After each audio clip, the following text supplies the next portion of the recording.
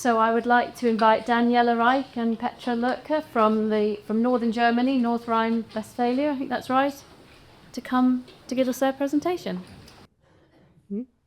Hello everybody. We would like to introduce you to our LIFE project, Meadow Birds North Rhine-Westphalia.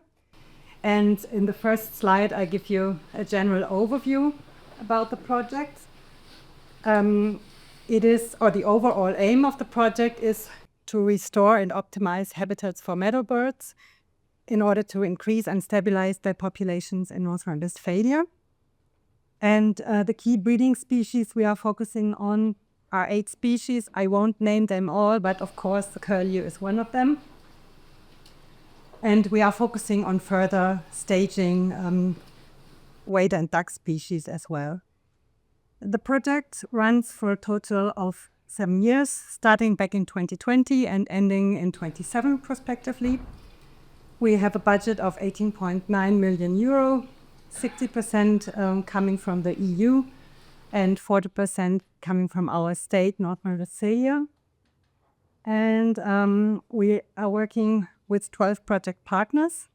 So one partner is the State Agency for Nature, Environment and Climate North Rhine-Westphalia, which is the administrative or coordinating partner and that I work for. Then we work with 10 biological stations across the state who are doing actually the groundwork, and Daniela is working for one of them. And then we are working with Sovon. Eric is here as well, the Dutch Center for Field Ornithology, and they are taking over the very important, the monitoring part, so the coordination and analysis of data. Activities take place in 8 SPAs and again across North Rhine-Westphalia. And in there we are doing habitat development on 2,000 hectares and predation management on 10,000 hectares. Regarding the measures, we follow a holistic approach, work in different fields, and each of the fields is connected with the others and is working, so they're working in synergy. I hope you can read it all. As kind of a basis, we acquire land and improve habitats, most of all by optimizing water balance and restoring open habitat characteristics, but also by enhancing and encouraging meadow bird-friendly management practices. And we do predation management. Then, of course, we heard about the importance. We do monitoring to control the status quo and the success of the measures. And there's many more reasons why you should do monitoring, as we heard. And then we have the large field of public relations to take people with us on our journey, to intensify communication and collaboration among farmers, hunters, and other stakeholders. And this is quite important for us as we are working in private and in a state-owned, in private and state-owned land. So private land is important. Today we will focus on predation management and on monitoring. First of all, the passive predation management. Before coming to the fencing, I would like to stress that the habitat improvements we do, like rewetting and removal of shrubs, is also has kind of an anti-predator effect too. You all know that. By removing shrubs, trees, and other structures predators use as hides or as perches, we make the area a bit less attractive for them, and we're making it a bit harder for them to move through the landscape and to hunt in the landscape. But of course, this is way not enough. So as a complementary measure to increase hatching success, but also chick survival, I come to that later, we use electric fences to exclude predators from the areas. And we have 2 types of fences because depending on the local experience of our partners in the SPAs, we use different ones. And first is the electric netting that is used for sheep and poultry as well. And then we have those stranded wire fences. with board to fix wires. And what is important here to mention is that we really erect large-scale fencing. So our largest fence is 25 hectares, and the smallest one 2.5 hectares. And we place them at sites with high nesting fidelity before the breeding season starts. And the advantage of these large fences is really that we not only protect the clutches, but also the chicks when they hatch. And ideally, they find enough food and also water inside those fences and stay there. Of course, they don't do it always, but at least it's a possibility. Yeah, so far in the project, we have installed 16.5 kilometers of fencing across all the project areas, and there's more to come. And you can imagine that this requires quite a lot of field workers or many hours in the field for controlling the fences, for maintenance, for mowing, so that the electricity is always guaranteed and stuff like that.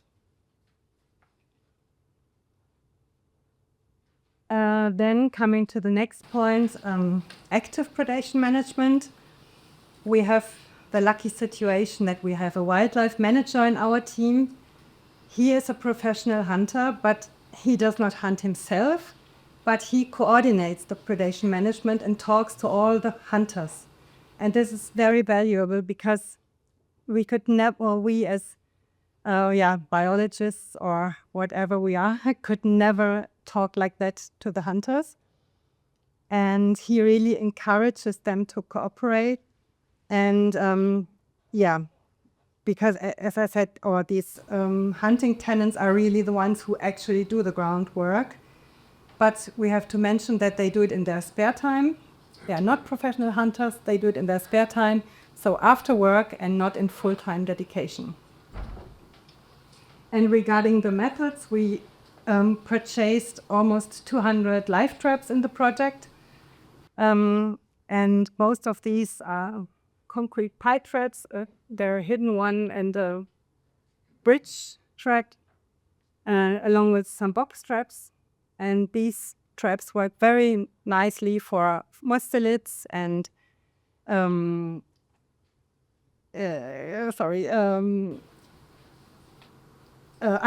invasive predators like raccoons and raccoon dogs.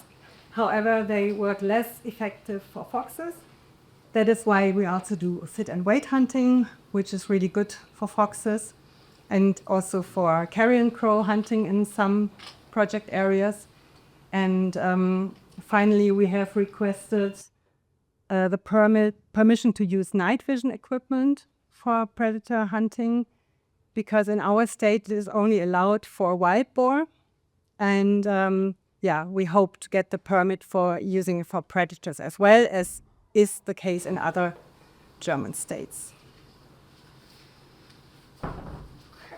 So I will continue with our methods for breeding and hatching success. Or at least what we try to do, because now we've learned how difficult it is. We're conducting breeding bird surveys 3 to 6 times per season. This depends on the project partners, because every project partner has different fundings, different personal costs, and we have to show to look what's possible. We're doing the nest search as often as possible and very targeted. And sometimes it's okay if we know the exact parcel, and sometimes we need to know the exact location and when they will hatch. Why is this so important? On the state-owned lands, we are able to postpone mowing. Why is this possible? The lease payments for the state-owned land are very low, only 80 to 120 euros per hectare and year, and that's why it's okay for the farmers. This possibility we don't have on private land, for sure, obviously, but that's one of our methods. And we try to build camera traps or nest cameras as often as possible, if it's not too much disturbance. And during the whole time, we're doing kind of alarm call sensors. So if there's a buzzard or whatever, we always note if there was an alarm call, because later in the season, even when we know the hatching date, it's far easier to find out where they are and whether they actually fledged. So then you can minimize the area where you have to look for them, and then you can fly with the drone more easily to see whether they were successful or not and how many chicks fledged. Yeah. And outside the SPAs, for sure, it's very important to communicate with the farmers. Because of the funding, we often can search for the nest only in the surroundings of the SPAs. But in 2 districts, the local nature conservation authorities established a new system last year to support the protection of nests. There's a new website. When the farmers are in the field, they can open this website directly. Then they take a photo where it's obvious that the nest was left out. They can move with their fingers on a map to display the exact location. And then they have to add only contact data and bank data. So they add 75 euros per nest. And this is very helpful, and we hope that more farmers will use this year, because last year it was new and everyone was quite suspicious, but it worked quite well. As Petra already mentioned, we are also monitoring the predators. So we are doing camera trap surveys on wildlife crossings from the 1st of February until the 30th of April. Some project partners do so yearly, some did so at the start of the project and will do so at the end of the project.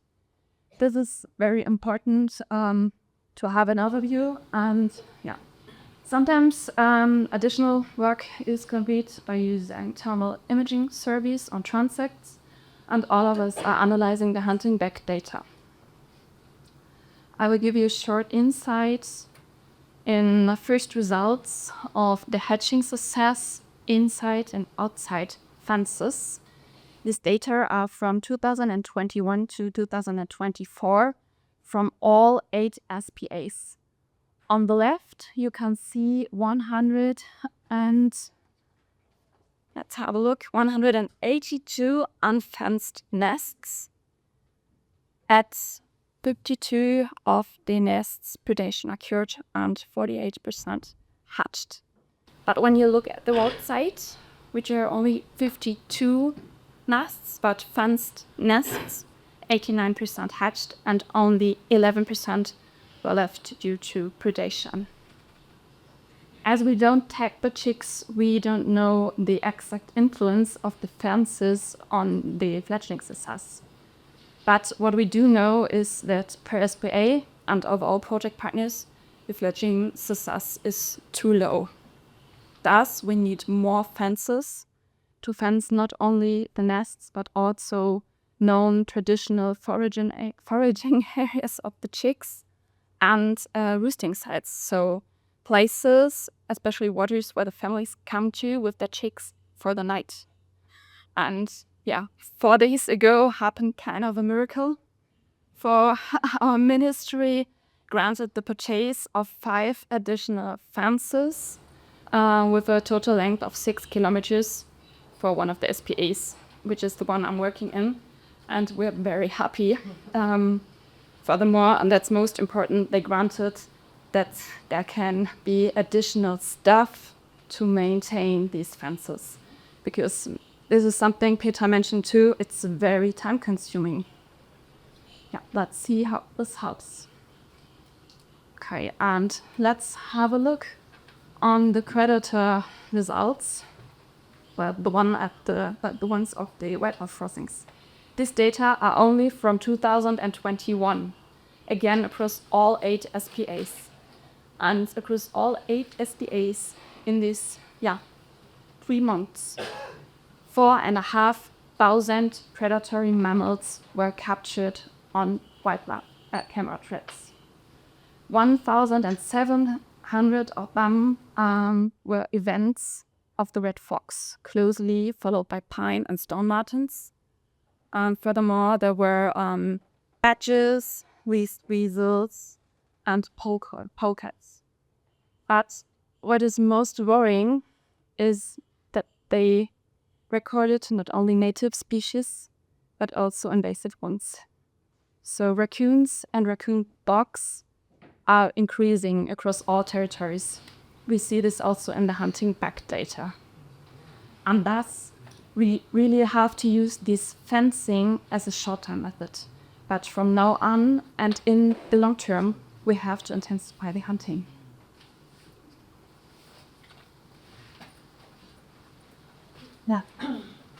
Yeah, in the last slide, we would like to summarize problems we face in general in our areas, although we didn't speak about all of this, but just that you get an overview.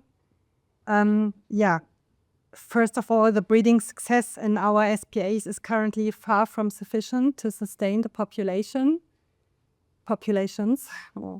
This means in our meadow bird areas, we must focus even more on their specific requirements.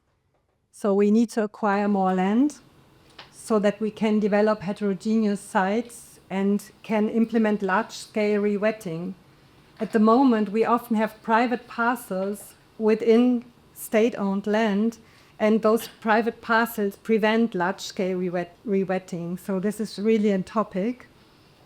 Then we need controllable water systems, because the goal is to maintain high water levels in the breeding seasons or shortly before the breeding season, and allow lower water levels afterwards to enable mowing and agricultural use. And then we must continue to remove shrubs and really maintain an open country character. And regarding the predation management, we heard that we need more fences because they are a vital short-term measure to protect nests immediately. And we definitely need to professionalize and intensify our hunting efforts. And ideally, we would really have professional hunters in certain key SPAs. And of course, it isn't in the slide, but we need more field workers to organize and accompany all those efforts. Finally, looking outside SPAs or on private land, within SPAs, it is the current subsidies for measures to protect meadow birds, such as nest protection or temporary drain closures, are far from sufficient, and especially when it comes to water management. So we need new packages, new subsidy packages. That's all. Thanks for your attention and for having us, and let's rush to the bus for